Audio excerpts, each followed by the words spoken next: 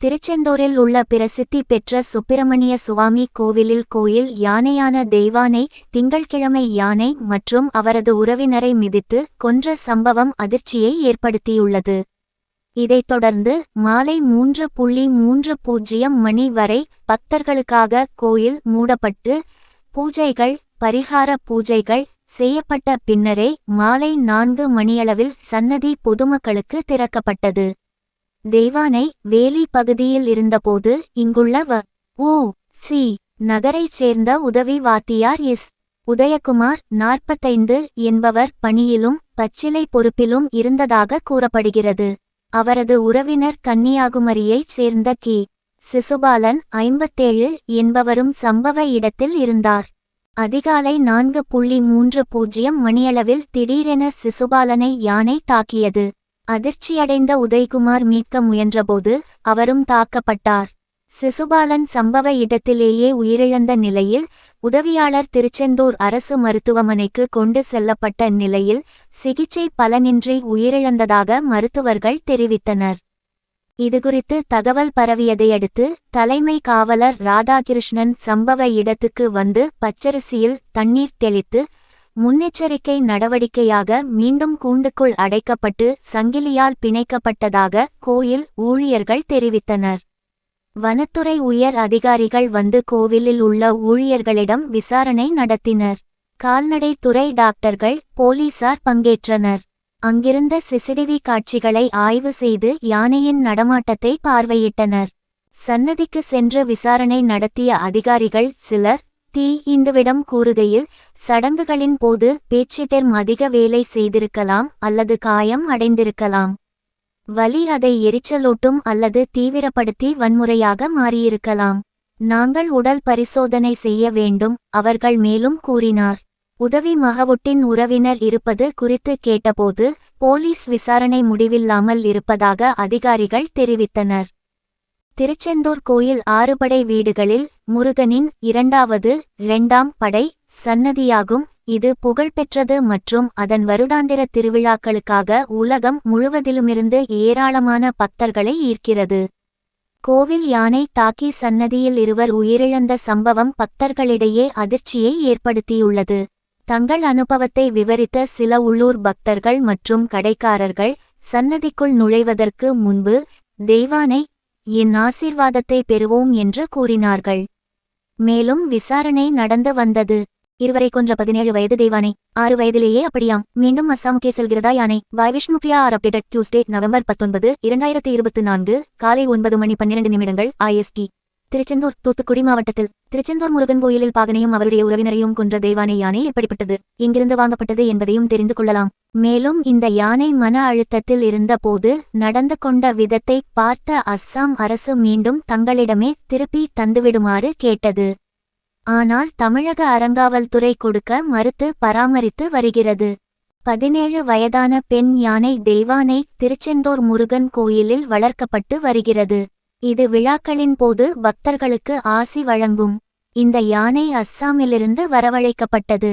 இதை திருச்செந்தூர் கோயில் அறங்காவலராக இருந்தவர் 2006ஆம் ஆண்டு வாங்கி திருச்செந்தூர் முருகனுக்கு கொடுத்துவிட்டார்.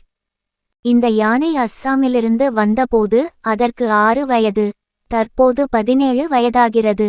கிட்டத்தட்ட 11 ஆண்டுகளாக இந்த கோயிலில் இருந்து வருகிறது. இதை பாகன் உதயகுமார் என்பவர் பராமரித்து வந்தார். நேற்று 9:18 பிற்பகல் 3:30 மணிக்கு தெய்வானை அதன் கொட்டகையில் கட்டப்பட்டிருந்தது. அங்கு பாகன் இருந்தார். அப்போது அவரை பார்க்க அவருடைய உறவினர் சிசுபாலன் என்பவர் சென்றிருந்தார்.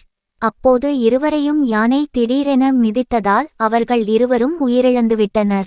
இதுகுறித்து வனத்துறையினர் நேரில் வந்து ஆய்வு செய்தனர்.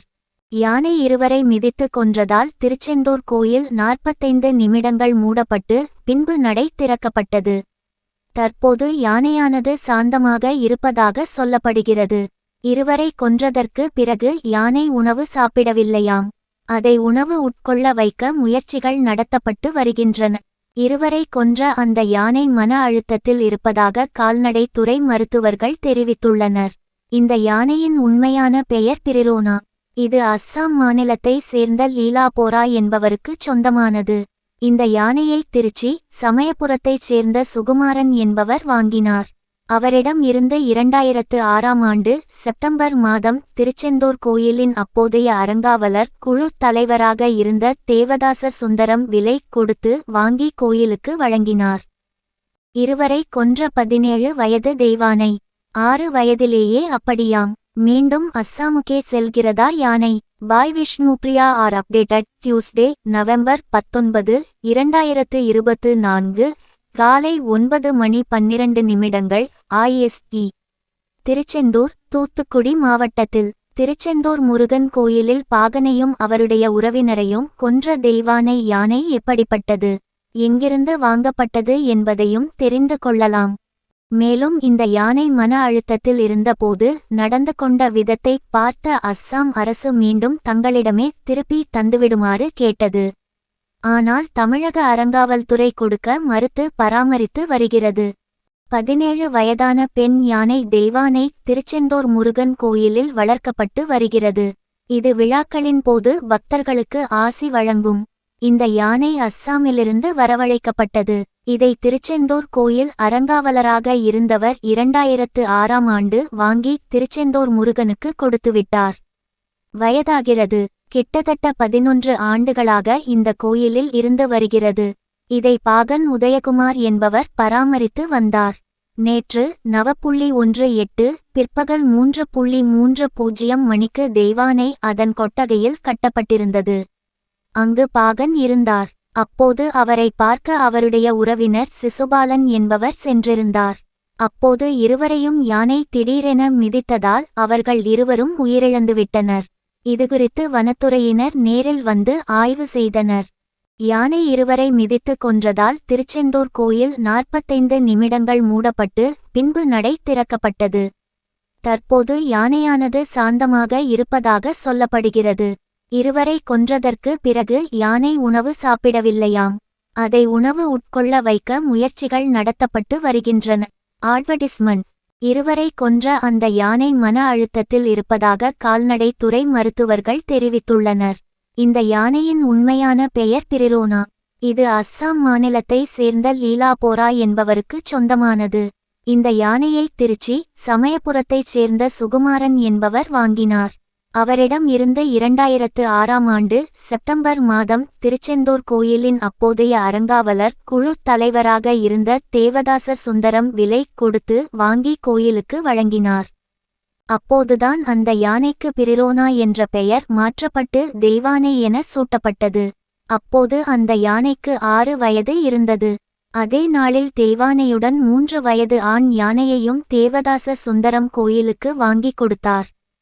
திருச்செந்தூரில் இருந்த தெய்வானை திருப்பரங்குன்றம் முருகன் கோயிலுக்கு அனுப்பி வைக்கப்பட்டிருந்தது. அப்போதுதான் உதவி பாகனான காவடி காளிதாசை கொன்றது. மிகுந்த மன அழுத்தத்தில் இருந்த இந்த யானையானது திருச்சி எம்.ஆர்.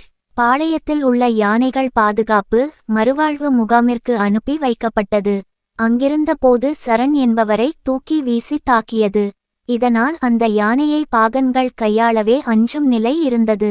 இதனால் யானையை மீண்டும் அஸ்ஸாமுக்கே கொடுத்துவிடுமாறு அந்த மாநில அரசு கேட்டுக்கொண்டது. ஆனால் தமிழக அறங்காவல் துறையோ தெய்வானை முறையாக பராமரிக்கப்படும் என தெரிவித்து அந்த யானையை அஸ்ஸாமுக்கு கொடுக்க மறுத்துவிட்டது.